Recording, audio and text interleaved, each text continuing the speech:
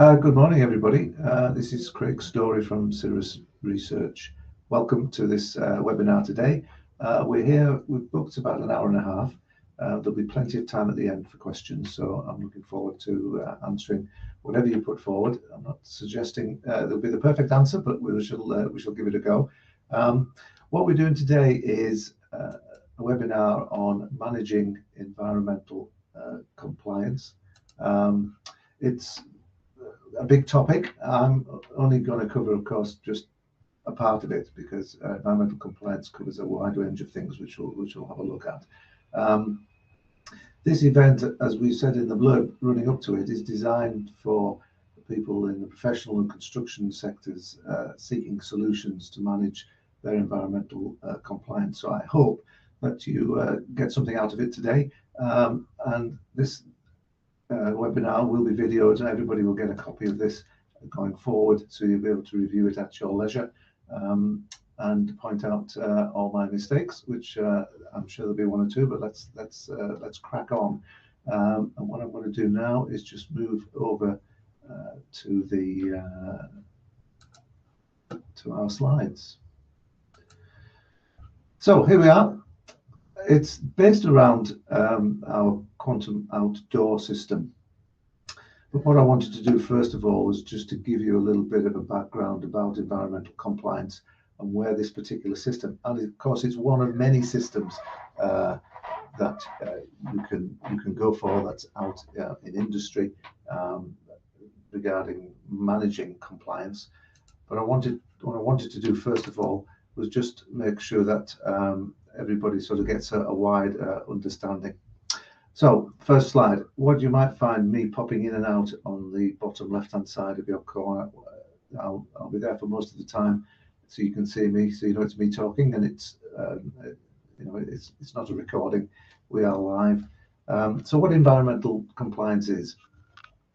This basically means conforming to various environmental laws, regulations, standards, and lots of other different requirements that a particular site might have, such as a permit to operate or any local regulations that a council or such like might have put in place. And of course, it covers a huge and a very wide range of different environmental factors that a particular site or business has to comply with. I've just got a few up there.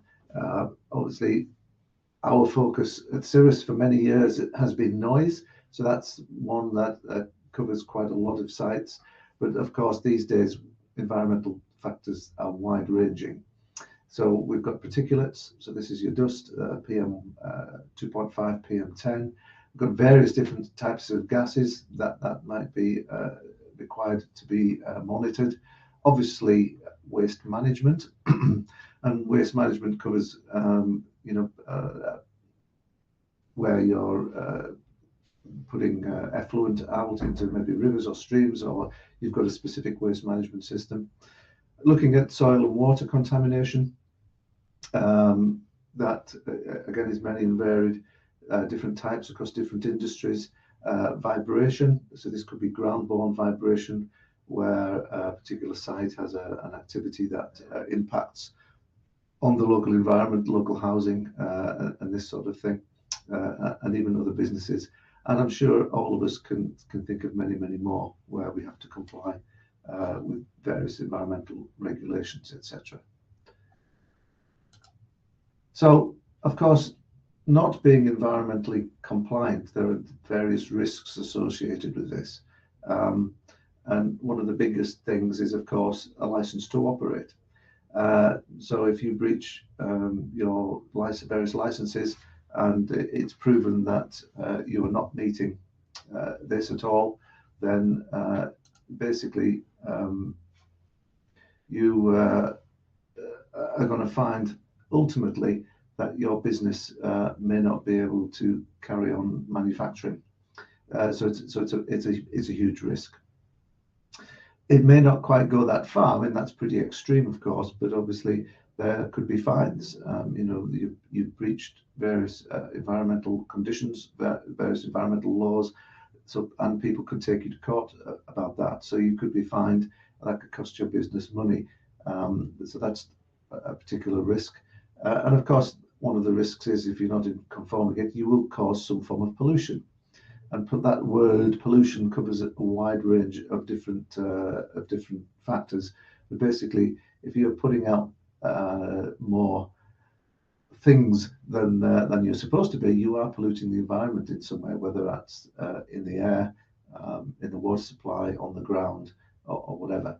And of course, what comes with all of this is a certain amount of negative press, because once you get to that state where you're not complying and you're affecting the local community in some way, then people are going to hear about it and your business will be affected.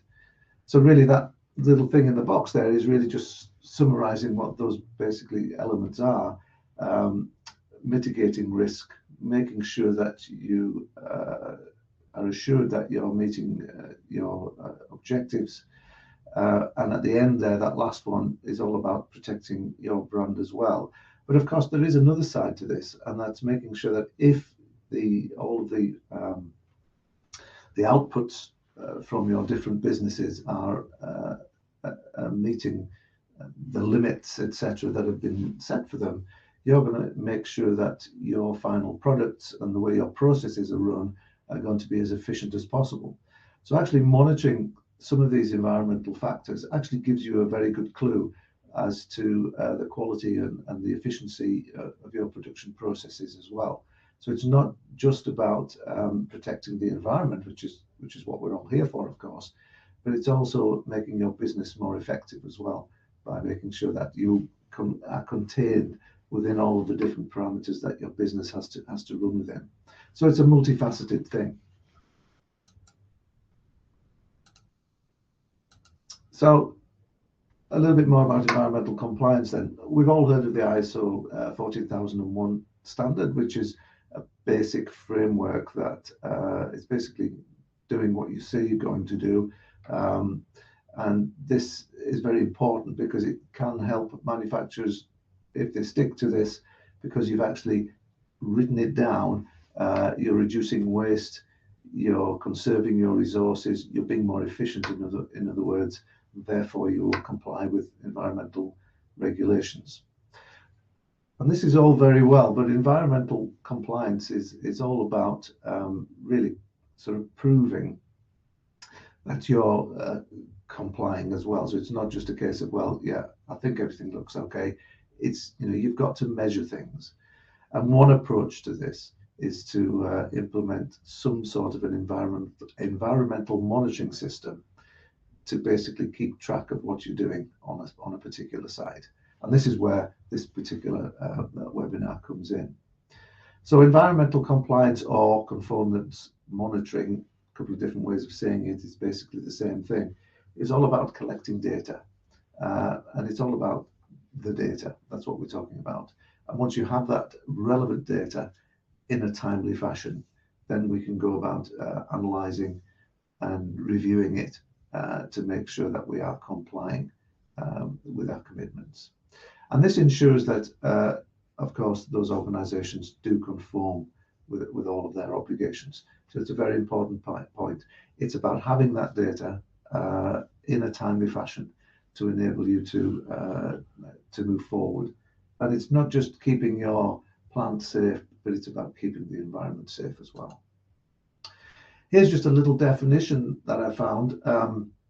It's from a National Audit Office document, just showing where all of these different elements sit within each other. So surrounding it is this environmental protection sort of marker here. So basically, it's all about everything that we do within there and on our site is all about protecting the environment. So within that, you've obviously got environmental regulations, and the various tools and regulations are out there, many and varied. And I've already mentioned it could be permits, consents, licenses, standards, regulations. So depending on the type of potential environmental impact your site or your business can have, there are various things that could apply to it. And then within the regulation, you've got those two things side by side of the actual compliance side of it, which is your actions to maintain compliance and there's a few examples there of sort of monitoring and inspections and various guidance and support, etc. And then on the other side is the enforcement side. So this is the way that that government looks at things. So you're doing your bit with the compliance, but on the other side, there's somebody waiting there and checking on you to make sure that you are doing what you say you're going to do. So there are many systems available to monitor various environmental parameters. I'm just covering a few. Some examples. Emissions monitoring. So if you've got any sort of emissions coming from the site, whether it's a stack, a chimney, or something like that, you want to be monitoring the emissions basically at source. So there are lots of systems that do that dynamically, and typically a lot of that information goes directly to a central control room or to a supervisory data acquisition system of some sort, and all of that is linked to really how efficient your process is. Because if everything's working correctly, then the emissions from stacks, if you like, the the base element of what's going out into the atmosphere with those, that can be controlled. So if you're monitoring something with these sorts of systems and you find that something's going wrong, then you know your process has failed in some way. So these are systems that are sort of at the sort of top level because they're directly linked to production processes. You've got soil monitoring, where people would sample the soil nearby to make sure nothing's leaking out and you're not polluting the local environment. You've obviously got monitoring of local water supplies, if that applies to your business. Obviously, generally air quality monitoring, so that could be related to dust of various gases escaping into the local environment. And noise is another one, which again is another escapee from various different sites. And I've also mentioned vibration monitoring as well. Now, a lot of these can be real time, so you can monitor things as they happen and take some controls based on that. But some aren't, some are just sample based. So for example, with soil monitoring, you would take samples on a regular basis every month or 3 months or something like that to monitor, to see if you're affecting the local soil quality. But basically, what we're going to be concentrating on is more the real-time environmental emissions. So what does this all mean? Well, basically, it means that to enable compliance monitoring, you need to be able to measure, report, and alarm, that is, tell somebody when something is anomalous on this environmental data. And as I've mentioned before, there are many systems that allow us to do this. And the title of this talk, what we're doing is we're focusing on one system. It's a Cirrus system, but as I said, there's many other out there, which is what we call the quantum system. And this is a real-time system, and it, at the moment, the way that we have this set up, it started with noise because that's where our primary level of expertise is here at Cirrus Research. And then we quickly moved on to particulate monitoring, gases, ground-borne vibration, and weather. Now, this system, which I'll talk about in a little bit of detail, so you get an idea of what it looks like.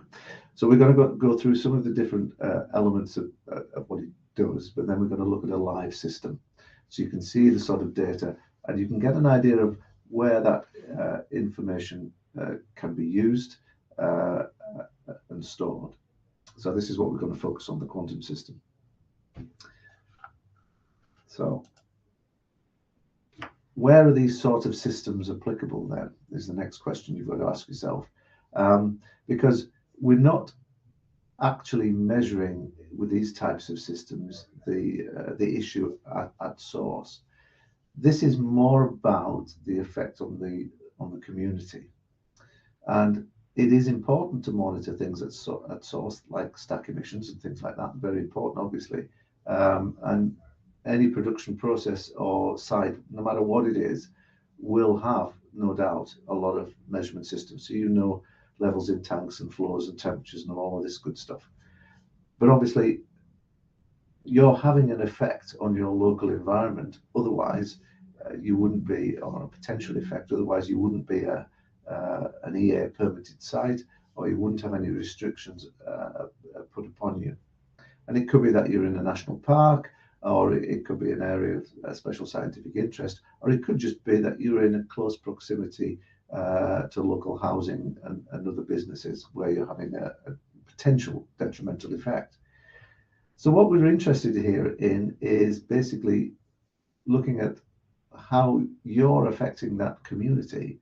And the way we do this, generally speaking, although not exclusively, is generally look at site boundary measurements. So you're monitoring what is leaving your site and affecting the local community. So sometimes you would measure in the community, that can happen, and you can use these same sort of systems for that. But generally speaking, you're looking at the boundary.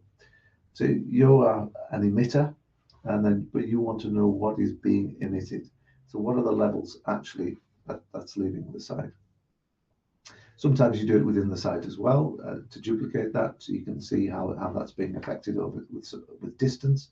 But this is what we're generally talking about. So what sort of systems and sites does this apply to? Well, obviously, one of them is construction sites. And you've got, typically with construction sites, you can imagine, it's pretty obvious, you've got construction noise, you've got dust, particulate matter coming from different processes that are happening on that site. And then the other one is typically ground-borne vibration. One of the things that is becoming more applicable is looking at gases like NOx, because of sometimes the amount of construction traffic that's coming in and out of sites. So that is being found more and more. And as time goes on, there will be other elements that will need to be monitored. The next one is general production facilities. And I put the next one down as petrochemical sites, but production facilities in general. You look around the businesses around the UK, and there are lots of businesses that will be permitted in some way, or they will have some stipulations in their license to operate about monitoring. And that could be at the build stage, it could be at the planning stage, or it could be retrospective based on complaints and the effects that the local community have found from that particular business. So any general production facility could theoretically need this type of monitoring. Petrochemical sites themselves, the ones that we've been involved with, generally noise, but obviously you can imagine gases and all of those other things that would need to be monitored around anywhere where there are dangerous chemicals and gases involved. It's not just general production facilities or manufacturing or mining or all these other things that you can think of, but compliance monitoring is becoming a lot more prevalent in cities. You'll find that local councils are more and more putting out air quality monitors to monitor the air pollution in cities due to traffic and things like that. So it's becoming more widespread. And as these devices become smaller and more connectable, you'll find more and more of these around the country as you're driving around. I've put in there racetracks as well, general entertainment facilities like big festivals and things like this. The list is endless, really. But racetracks have to comply. It's generally noise based for that rather than anything else. But you name it, you can think of a type of business that might potentially be affecting the local environment, and therefore some sort of environmental compliance monitoring will be required. So we're going to talk about a little bit about the quantum system. Just a picture there of some of the devices that we connect to. There's a weather station there, ground-borne vibration meter, sort of dust and gases, cameras, this sort of thing. But we'll go into that in a little bit more detail. So one of the key things with systems these days, and this is the way that the industry is going, is our quantum system is cloud-based. And now, not all businesses like cloud-based systems. So, we have some customers that refuse to touch cloud-based systems. They want everything within their firewall, and that's fine. But the vast majority of customers that we've come across, a cloud-based system is absolutely perfect for them. What it means then is they can get access to their data at any time on any device, with obviously the appropriate security, logins, and all of this. It means that information is stored and managed outside, if you like, of their control, but by a professional organization, which makes sure that data is available at all times. With the current state of cloud-based systems, the uptime is excellent. Most companies would use the likes of sort of Amazon Web Services and Microsoft, etc. So you're getting a very secure, very reliable access to your data. And it just gives people the flexibility. And one of the other things it does is it allows for communication from these cloud systems, basically to your own internal site systems. So, yes, you've got, and we'll have a look at this with the quantum. Yes, you've got lots of screens and graphs and maps and all of this great stuff, but you can also extract all of that information very, very easily through APIs directly into your own systems and doing what you need to do with that data, whether it's putting it up on screens in the control room or just in your own environmental compliance software that you might have on site. It means that data is freely accessible for your system. It also means that you don't have to put any specific software and install it on hundreds of PCs, because everybody's got a web browser. As long as you can access the internet, then you can get access to your data just with a very simple login usually. So you don't have to sort of go with that fight that you get sometimes with IT in various companies. That you can't plug anything in, you can't install this software, and or if we do allow you, it's going to take 3 weeks. So it gives you that flexibility, and it just makes it a lot easier. So quantum is basically based on continuous noise and environmental parameters monitoring. So all of our data, the way we've done it, is all our information is accessed through our quantum portal, which I'll show you shortly. It's a single point of view system. So what that means is you don't have to log into one system to look at one set of data and another system to look at another set of data. It's all there in one system. Our system comprises both indoor and outdoor systems, although most of this talk today about compliance is based on outdoor systems, but we have indoor versions of these things as well. And you can simultaneously access multiple units, lots and lots of them. There's technically no limit to the number of units you can have. So theoretically, you can connect to everything that you need. There are options for monitoring a wide range of parameters that we've mentioned. And the beauty about these sort of systems, in particular, is if we get somebody coming to us and say, look, I've got this online monitor that I need adding in, we can always add something else in. So we can connect. Just because we don't do it today doesn't mean to say we can't add it into this portal as a feature in the future. And it's a distributed approach. So we're not talking about a single box that you've got all of your sensors in one box in one place. The way we've developed this is that we've said, well, look, people will want to measure noise in one location, vibration in another, dust in another, etc., etc. So why would you have everything tied to one particular spot? So with our system, we said, right, okay, everything is its own unique entity. Each of those devices is sending that information up to the cloud, and therefore, even though it's distributed in its distributed sensors, if you like, the data is centralized.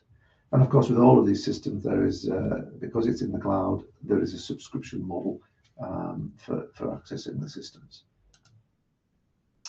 So I mentioned some of these already as I'm chatting through. There's no installed software, it's web-based, it's secure. And what we've tried to do with these systems is make them as plug and play and as simple as possible. So what you don't need, we think, is that you don't need to have the manufacturer or the supplier of this equipment coming through and having to install every item. We offer that as a service. Obviously, we install many of these systems, but you don't have to do it. You can do that. You don't have to use us for that in that sense. You can do it yourself. So you can plug a system in, and once it's powered up, it'll start talking to the cloud, and therefore you can set everything up remotely the way you want it to be quite easily. And it's just about finding a secure location to actually install it. There's a picture there of a quantum noise monitor on a railway line in London. In fact, we actually installed that, but that could have been done by the local people themselves with some straps. Strap it to an upright, plug a power source in, and away you go. We try to have sort of all-in-one products, so everything that you need is supplied by us. There's lots of different communication options available on all of these equipment. So most of them, not all, but most of them will give you, will use local Wi-Fi if that's required. It'll use an inbuilt modem with a SIM card to get the communication. And a lot of these systems will also take an Ethernet cable. And if you can get an Ethernet cable, it's not always possible, of course, to that location, and that'll give you the communications and the power on a single cable. So it makes it super easy to do. And obviously, some of these systems use battery power, and you'll get weeks and weeks out of some of these systems. Others require a permanent power source. So it all depends on what you're actually doing. And hopefully, people will realise that we check these products out. So everything that we supply, whether it's built by Cirrus Research, has got that sort of quality and reliability behind it. So a little bit more about Quanta then before we actually have a look at it. It's a live portal where the data is updated as often as we can, and the vast majority of it, the live data is updated every second. There are some systems like Weather, etc., which is a little bit less frequently than that, maybe sort of like every minute. But we try to have updates, so you can go on a page, you can see everything that's happening instantaneously. All of the bulk of the data then, the sort of all the time history, any audio files that you might have recorded, is also uploaded regularly and stored long term in the cloud. And that could be maybe every 5 minutes or so, depending on how you've set the system up. We've got instant access to change the settings on the vast majority of these products. So you can change the monitoring schedule. You can set triggers, event triggers, so that when certain conditions apply, then you can be notified of that, or it could just mark it in the data that a particular set of circumstances have occurred. You can obviously get notifications when to an app or email or texts, that sort of thing, and you can change audio quality. So a lot of different things you can change with these systems. And also with it on the cloud, you can also obviously change the system access. So you decide who gets access to the system, whether it's as a manager or just a viewer. So the viewer, for example, wouldn't be able to change any of the settings. They'll just be able to view the data. You can sort out your subscription payments, how much data usage you have, that sort of thing. So it's all in there on the cloud. Just that make it that bit easier. So I've talked quite a bit about it and give you a bit of the background. And what we've got to bear in mind is that any of these compliance monitoring systems, it's all about making sure that you've got the right data and you can do something with it. So what I'm going to do now is I'm just going to swap over to a system that we've got. I'm going to show you our demo quantum system. Now, this is a live system. You can get to this through our website. You can see the link up there. So, but it's very simple to get to from our website. And all you do is click on Enter Demo Mode. And hopefully you can see all this in a second.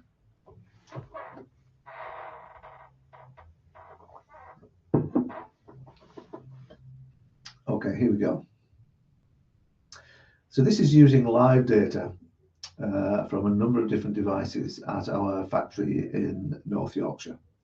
And when you first open this up, the quantum demo will show you the live data, an overview of live information. And this overview is based on noise. Okay, so that's the first thing. So this is your 1 second update of noise levels. And if you see on the right hand side, we've got 3 noise monitors which are active. We've got an internal noise monitor, which we call the Quantum Indoors, which is just sat in an office here. And that's that yellow line there, which is pretty steady. So people are pretty quiet in the office. And then we've got 2 external monitors, a northern boundary monitor and a southern boundary monitor. Each of them are active. You can see the little green dot above the picture of each device, and then that's showing you it's live. And obviously you can see it's live because the data is moving across the screen. So wherever I put my cursor here, I'm showing you the current level at that point in time. And as you can see, it's blipping along quite nicely, updating every second. So if noise was your thing, then you'll be able to see your noise levels instantaneously. If you're just interested in one monitor rather than another, you can just click on the ones at the top and just take them out. I'll pop them back in again very, very simply by just clicking on the monitor you want to get rid of, and it comes back. And what we're doing is we're looking at environmental parameters here. So the numbers we've got on the screen are LAF and LEQ, and they're obviously going to be pretty similar because they're just the 1 second average, and the actual instantaneous, they're always going to be pretty simple. And we've got on the screen the LEQs, it's the 1 second average noise level that's popping up on the screen. So that gives you a pretty good showing of what's actually happening there. But we can look at this live noise data in a few different ways. So we could look at it as a grid if we wanted to do that. So we could look at each individual noise monitor separately if we wanted to do it that way. And if you've got the frequencies available, you can look at some frequency information, and you can see that changing live on each of these, just to show that it is sort of live data. That's another way of looking at it. Yet another way, if you want to look at it on a floor plan. So what this enables you to do is to actually upload a diagram, just an image basically, of, let's say, your a layout of your site, or a layout of a part of the site, or something like that.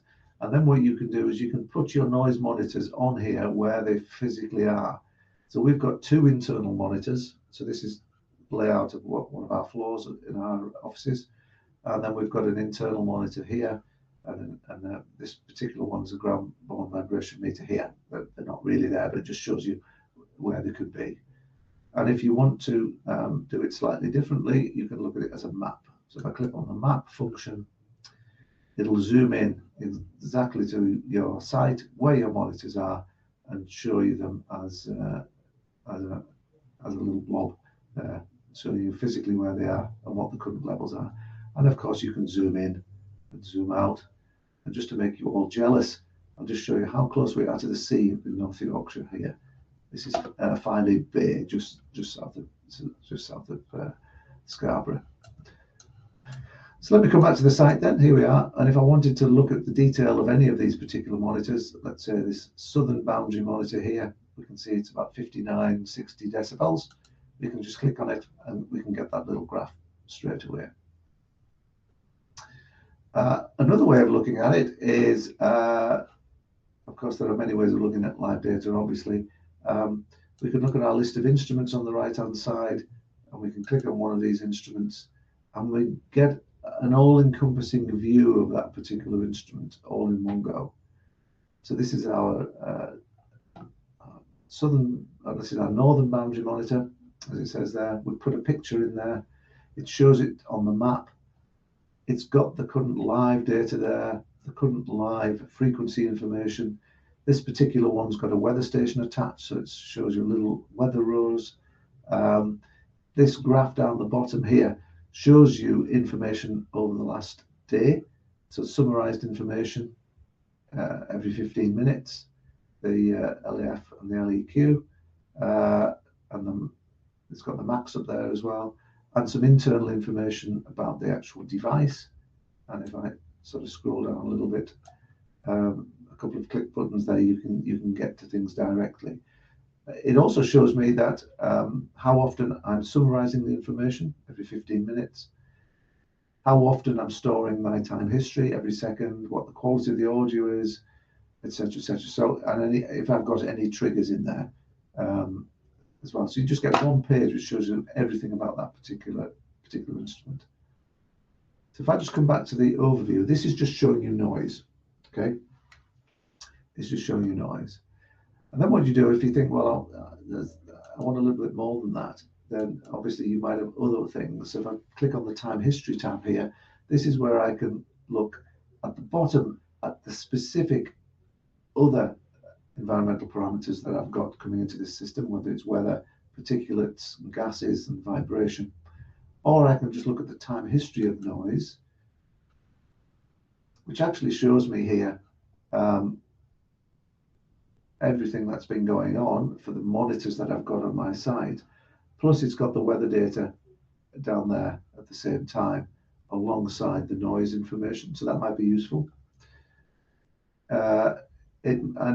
When you look at this, you can actually pick any period in time. So if I go back to say the 15th of February as a day, this is where you can go back to all your historical data and look to see what was happening at any particular point in time. So I've gone back to the 15th of February very, very quickly. On the top line there, it shows me all the monitors I've got displayed on this screen. And if I want to keep it simple, I could just take out and just look at the northern boundary monitor. If I click off there, it'll just display the northern boundary monitor details. And it's got the weather data down there at the same time. So that might be useful to somebody's complaining about noise levels. You can see which direction and what the wind speed was when those noise levels occurred. And similarly, you can do that with particulates as well, or even different gases for that particular period. So in any system like this, storage of that data and making it available is crucial, because you may get customer complaints, you may have breaches, you may want to look to see, well, you had a production incident, what was actually happening at the boundary when we were measuring these different parameters? What effect was it having, or if any, on the local community? And having these tools enables you to do that. You can go back to any point in time, as long as the system's been operational, just by clicking up here on this top graph here, on this sort of calendar. You can choose whether you look at the information over a day, a week, or a month, quite easily. So that's just that up there, or we can choose it. So we can look at frequency information for the noise over periods of time. We can look at sort of finer resolution in the frequency information of the noise. Again, I'm looking at a particular day, 15th of February. I could look at this over any period I wanted to. And when you are looking at this information, obviously I've just picked a day, and you could say, well, that's all very well, Craig, but what I want to know, I want to focus in on a particular time. And we have these, and I'm going to just turn my camera off at the minute, just for a second, because my head's in the way. Just excuse me. I am still here, everybody. If you look at this bottom side here, you've got a slider. And so I can slide it from one side to the other, and I can look at a very specific moment in time and look to see what that frequency information was doing at that particular time, between these times, on that particular day, which is the 15th of February. So it gives you, you can zoom in right into a particular period of time to see what was actually happening. And this is not obviously based on noise at the moment. We can look at the frequency information of the noise in a much more refined way or fancy way if you want. So you've got like a 3D model, sort of time, frequency, and the height is the decibel levels. So if you wanted to see how things were, what things are happening at that particular time, you could zoom into a particular time and get a better idea of what those frequencies were doing.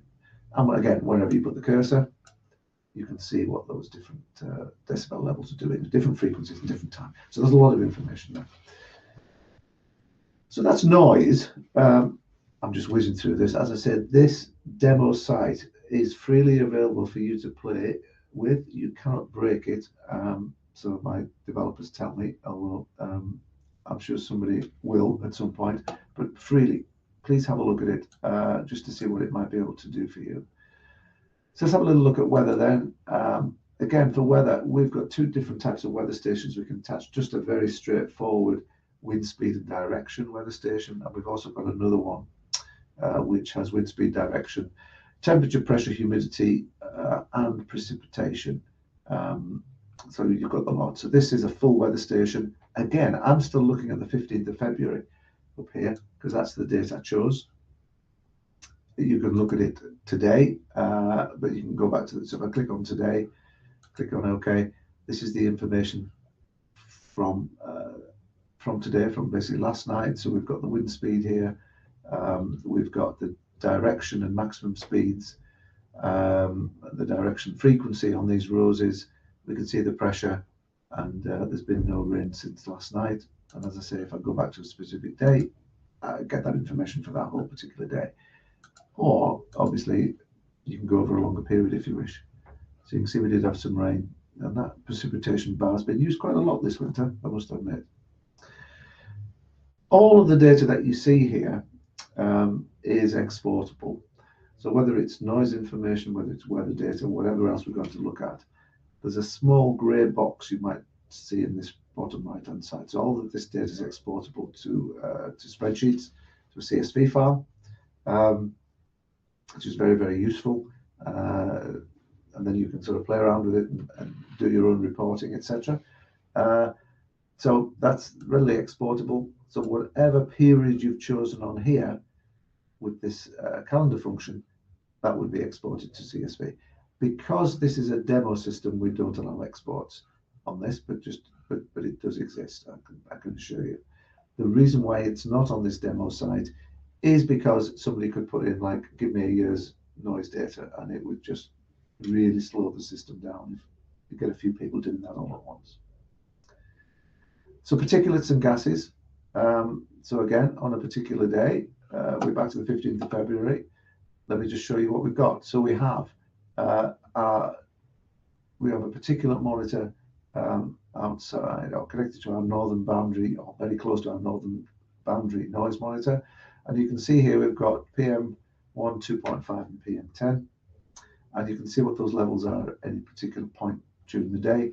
If I wanted to zoom into a particular point, all I've got to do is just use my mouse wheel, and it will just expand wherever my cursor is.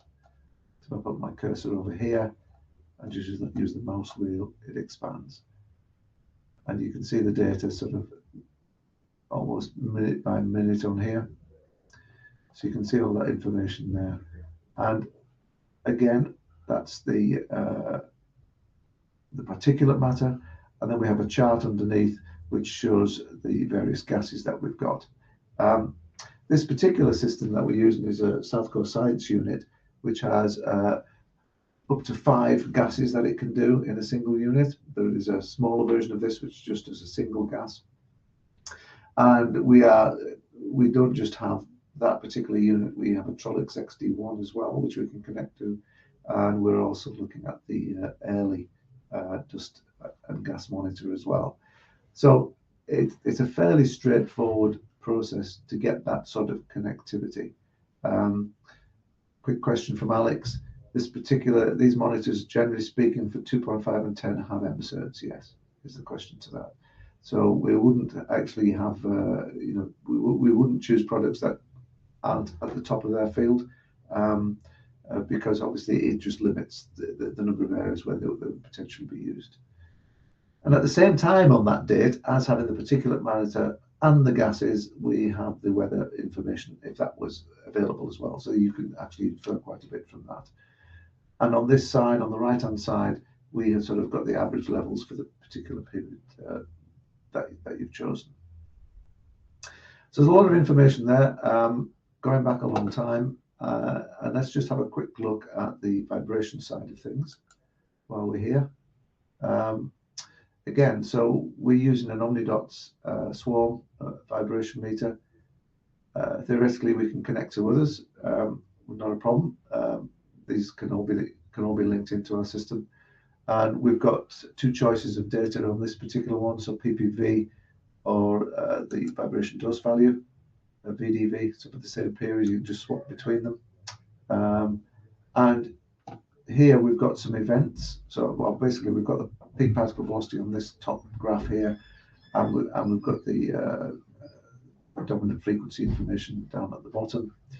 These little red lines, if I sort of zoom in using my mouse wheel, these are triggers that have been set up.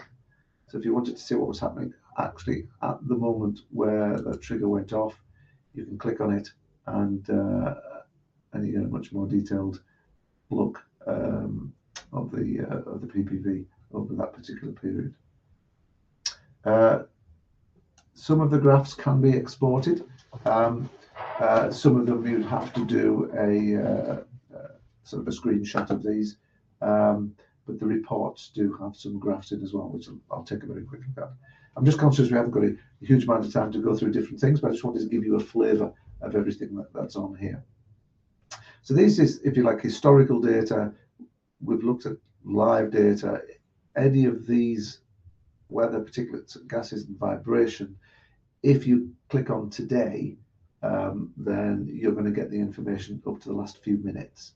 So it's basically almost live.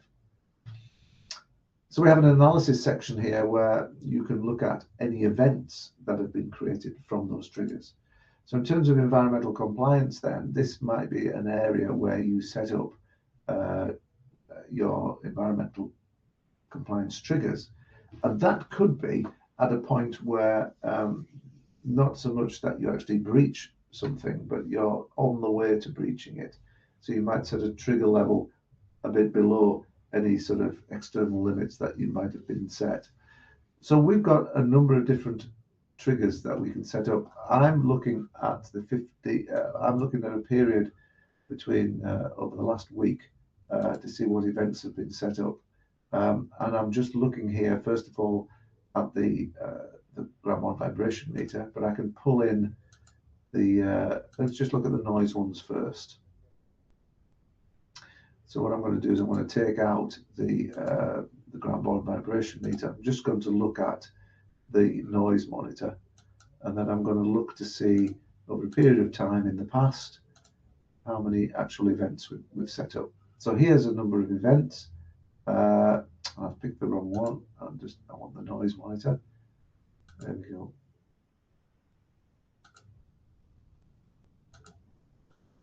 You've got to pick the right monitor. You can have all the monitors there if you want. That's not a problem.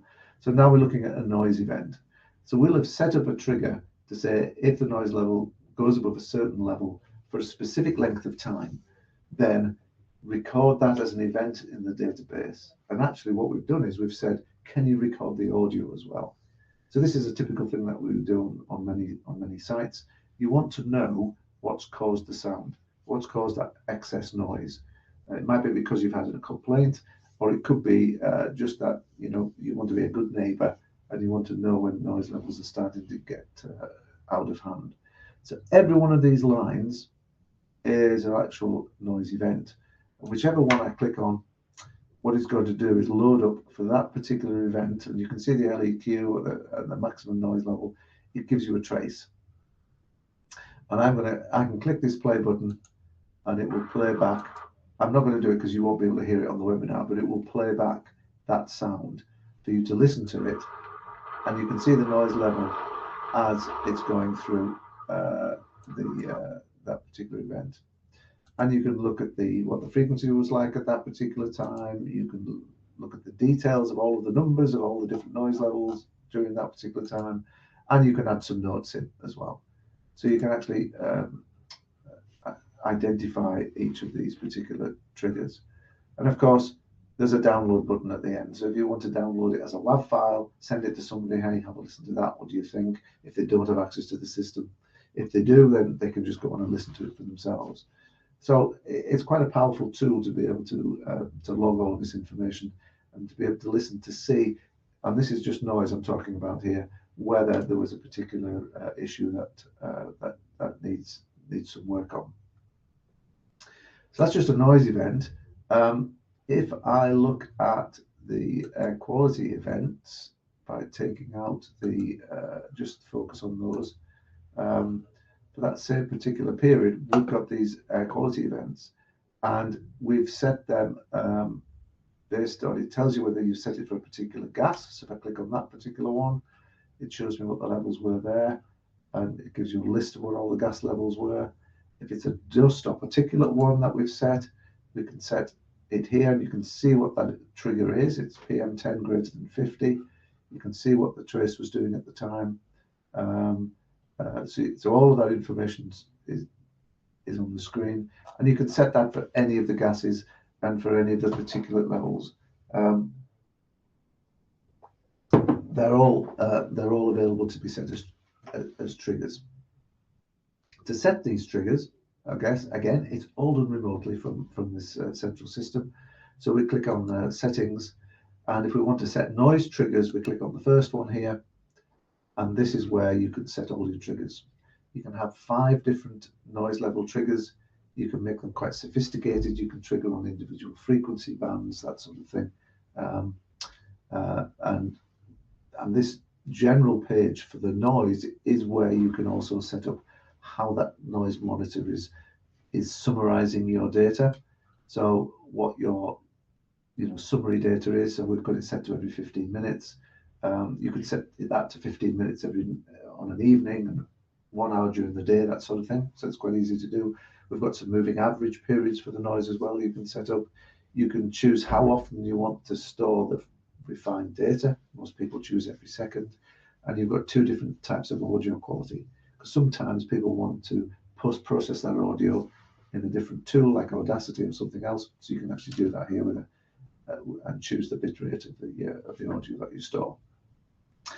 And one thing I didn't mention with the noise monitor, the Quantum Outdoor Noise Monitor, is it's got its own system integrity check, where it tests itself from the microphone downwards on a scheduled basis and stores the results. So you can see if this particular system or any of the systems you've got is starting to drift. So it's got it's got a great self-checking mechanism in there.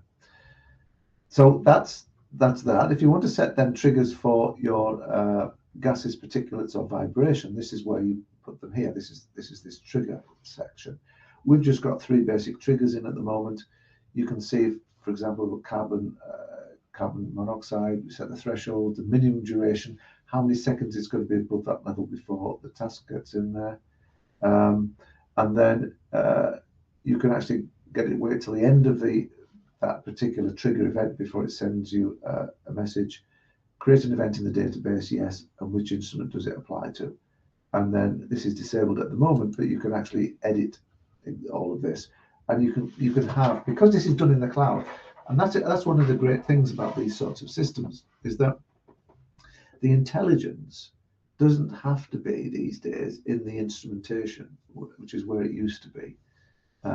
So the intelligence used almost exclusively years ago used to be in the instrumentation. So the instrument would store the information, do its calculations, and then you'd set some triggers, some alarming, whatever it is, and then that device would then send out a text message or something to people to say that's what's happening.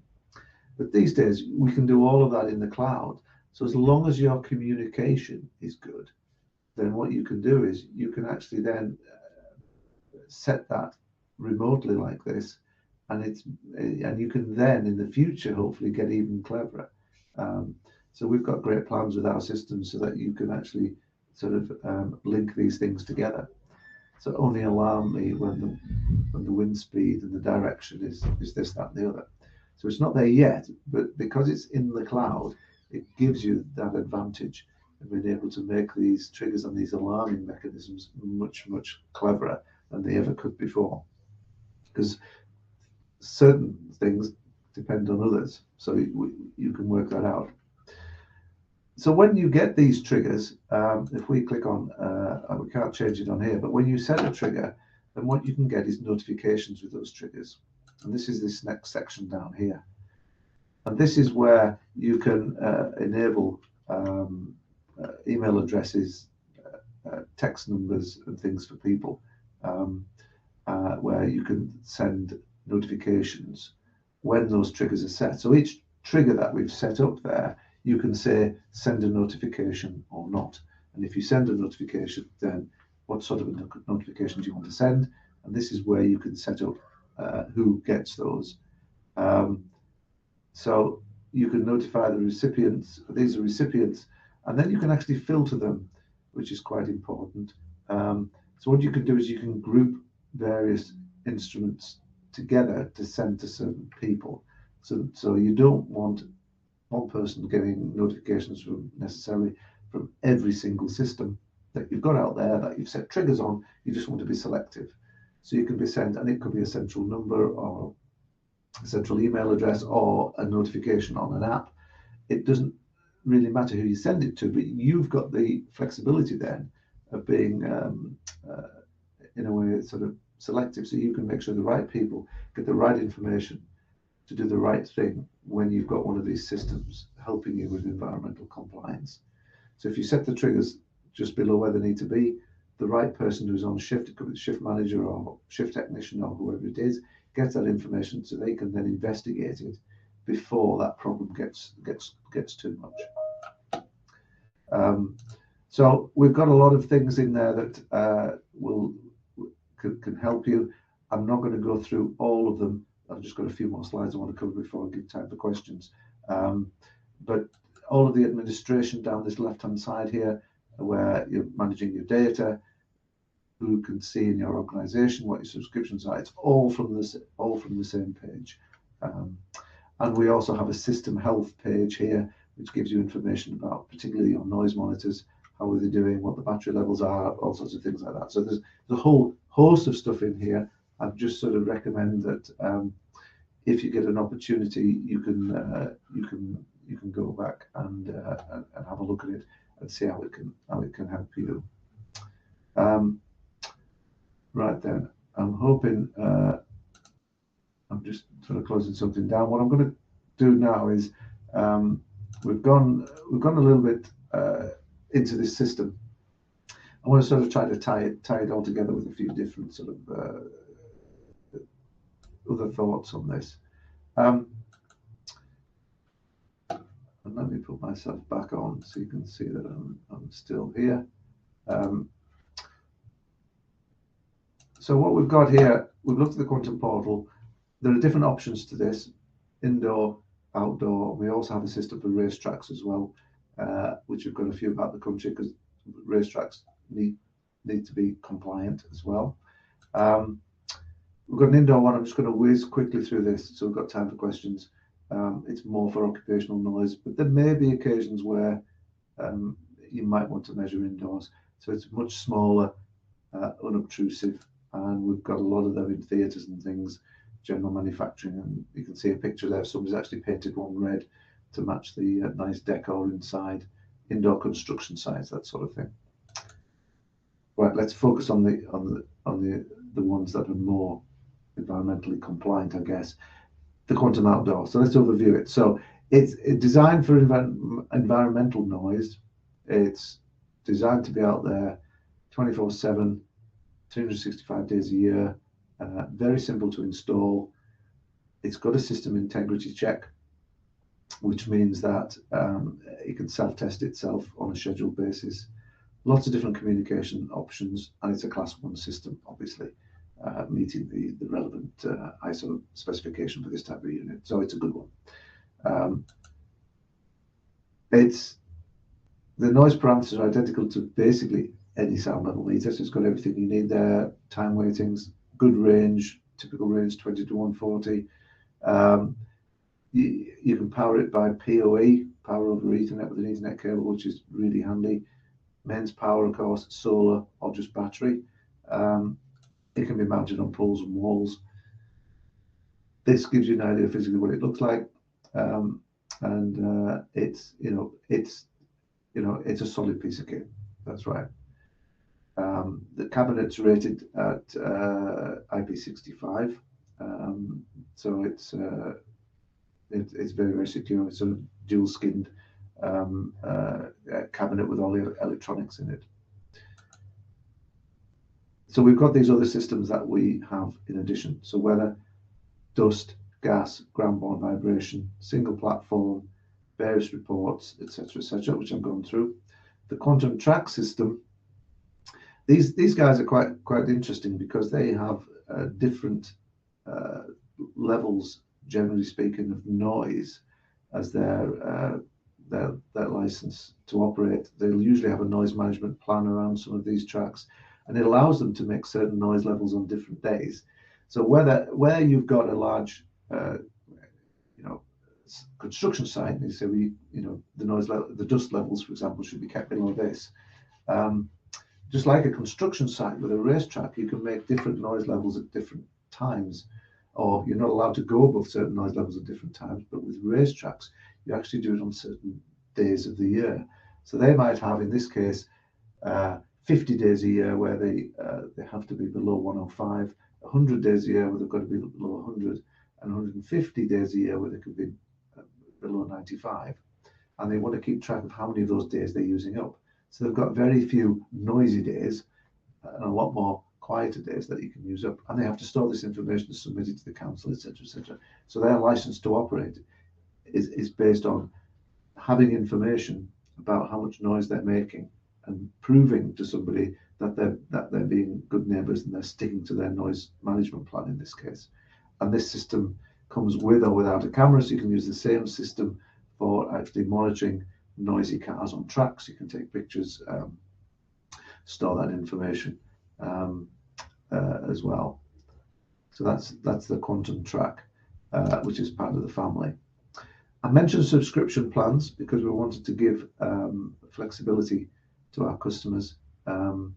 All the subscriptions are in their control, different plans, etc., etc. But you only pay for what you use.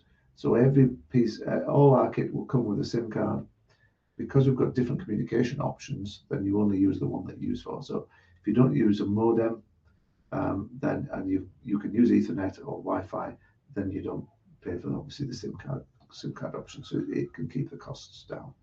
But we know that in a lot of places, in a lot of sites, they're put in quite remote areas sometimes, so you will need modem communications, and we tend to use SIM cards which are multi-network, so they'll pick up on the strongest network signal that's available, so you're not just stuck to Vodafone or 3 or whatever. It'll pick up whatever's strongest, which is quite handy.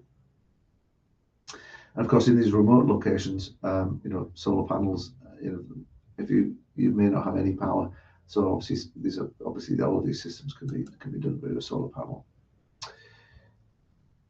Quantum is a distributed system, as I mentioned earlier. So it means that all the devices can be placed independently of each other around a particular site. So you can do your environmental monitoring in the optimum place. And I'll just compare it to some of the other systems which have their place in the business, but they are fixed units that you've got the dust and the weather and the noise all in one location. So our system is slightly different. We think that gives people more options. I'm not saying it's right, the other one's wrong or anything like that. It's just horses for courses, but we've gone for the distributed approach. So some of the benefits then of, and not just quantum, but any sort of cloud system really that you can see out there. All of these systems, I'm just doing this because this is the system we have. but all this information is coming from different, you know, this applies to any of these cloud-based systems, I guess.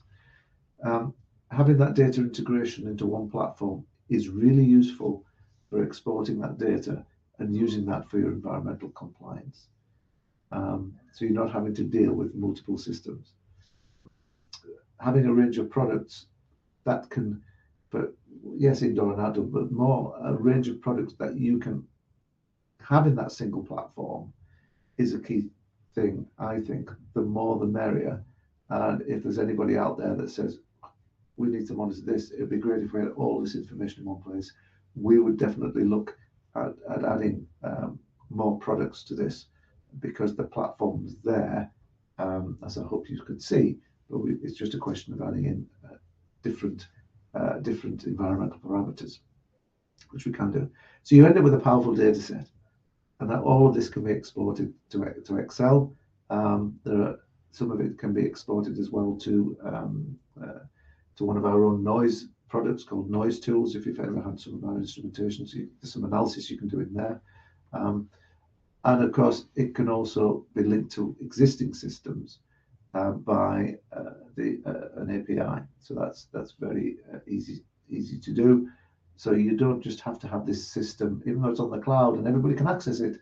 It doesn't have to be a system in isolation. It could be something that can link to your existing systems through that. Excuse me, through the API. Ease of installation. It's critical that any system doesn't want to be too complicated. You need to get in there, plug the power in, and then it works. And that's the type of systems that we're aiming for. And of course, with the web, you could access anytime and anywhere. A few different images there. You can see them when you look at it. Different solar panel system, different quantums on poles, on fences, wherever you like. That's a weather station here, just on there. So just to summarize then, so we've got a bit of time for questions at the end. This webinar is about environmental compliance, and what I was trying to show is that with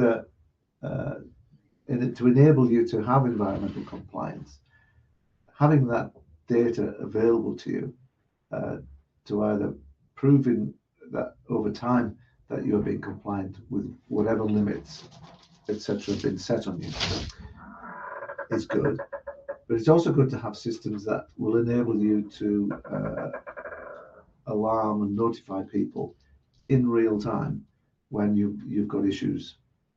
So as I said right at the beginning, you will have a lot of site systems that tell you how well your production processes are going, whether they're within parameters, etc., etc.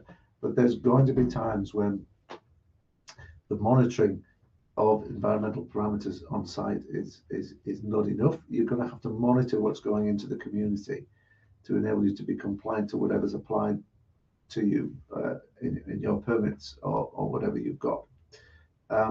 So having this real-time awareness, having a system like this is key to being able to do that.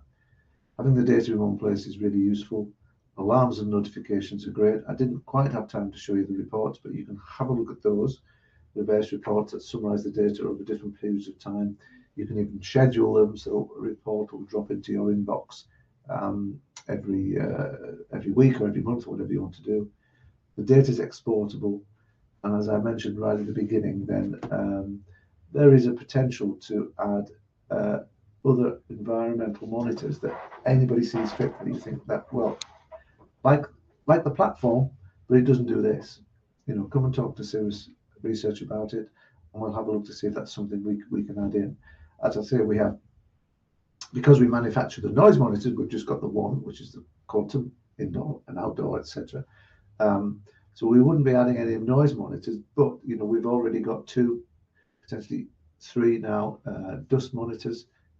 We've got 1 ground vibration monitor. We can add more of those in, and any other type of monitoring that you think that might be effective in such a system. Please get in touch and let me know. So that's what the basic presentation completed, and just to sort of overall summarize this is it's just really plugging data and cloud systems to enable different businesses to be able to get on top of their compliance and not just report on how good or bad they've been, but also to be able to say, we've got a system whereby we can prevent, because we've got something that's real time that can alarm, and then we can protect our local community, live, rather than trying to figure out what went wrong later on. So thank you very much for that. I'm just going to nip back to just me on here, and I'd like to invite anybody, any questions. I've got one on there. I think there's a few that's gone in there. I've mentioned it as I've gone along.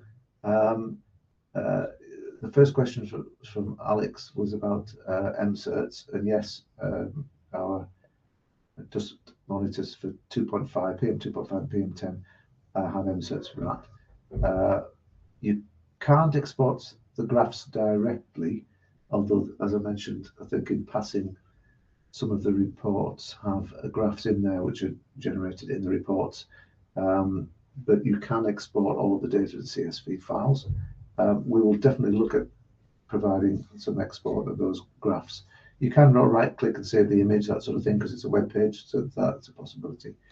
Anyway, I think Alex again. Thank you again, Alex. You had a question about can you get the system to notify you if a trigger is breached? As I said, yes, you can. Whether it's text message, whether it's an email, or it's a notification to the app. So they've got 3 ways of getting that information out to you. Damien mentioned the IP rating of the system. So the actual Quantum itself, the outdoor noise monitor, is IP65. The indoor one doesn't have an IP rating, it doesn't need it. So that's that one. And also, you mentioned about, I think it was Sankar, thank you, Sankar, what about mist, snow, or condensation protection? So the microphones, let's just go back. Most of these products work in temperature range somewhere between -10 and about +50 Celsius. So that tends to be the range. There is a humidity range on most of these products as well. They do vary. It's usually up to about 95% relative humidity. The microphones on the Quantum have like a rain cap around it, so any moisture coming from above, it's protected, and it has a windshield on it, which is got a hydrophobic coating. So the microphone is pretty well protected. Obviously, if it's blowing a blizzard and the microphone gets crusted up with snow and ice, then that's going to be a problem. So you need to keep an eye on it if you're in really extreme conditions. So that answers that one. Sankar again, thank you, Sankar. What periodic maintenance to be carried out? Any filters to be changed periodically? Well, yes, there is. So in terms of the noise monitor, then we recommend an annual periodic verification or calibration back at either manufacturer or a manufacturer's representative if you're in a different country. And we've got those carried out, so you need to do that. As far as the calibration of the noise monitor, I would recommend doing an acoustic calibration probably every 3 months or so, where you pop a calibrator on top and you can do an acoustic calibration of the whole system. But because the system itself has its own internal self-checking mechanism, you don't need to do that, for example, on a daily basis as you would with a handheld sound level meter. For the other equipment, then there is a calibration schedule for those. It's generally not as often, it's either annually or biannually for some of those. You may have an issue if you're in a super dusty environment in terms of filters for the air quality monitors.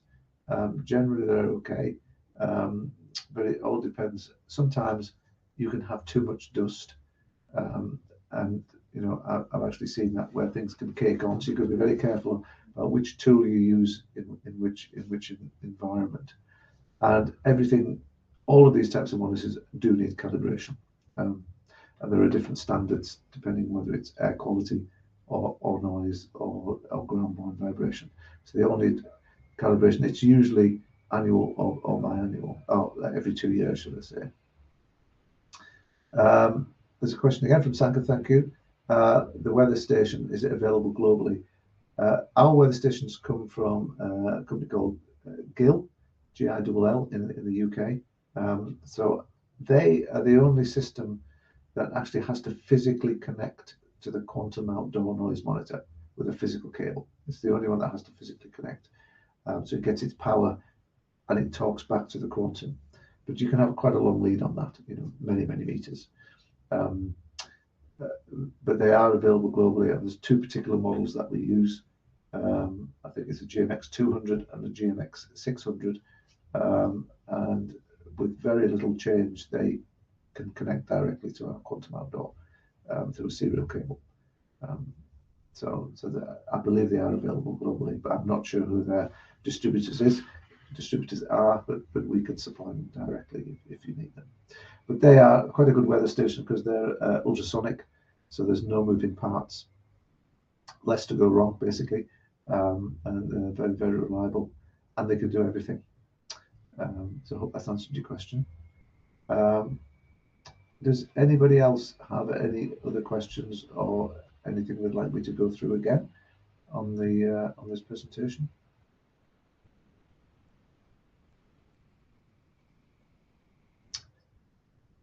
Okay, I'll give you another few seconds if anybody's typing away merrily with a question on environmental compliance using cloud-based systems.